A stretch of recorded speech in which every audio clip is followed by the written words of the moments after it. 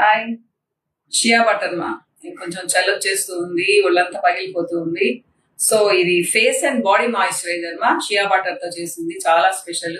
Skin కి ఫ్రెండ్లీగా ఉండే వాటిని అంతా వాడాము. ఇది లైట్ గా సన్ స్క్రీన్ లా కూడా పనిచేస్తుంది మా. మీరు డే టైం కానీ నైట్ కానీ ఎప్పుడైనా కానీ పెట్టుకోవచ్చు.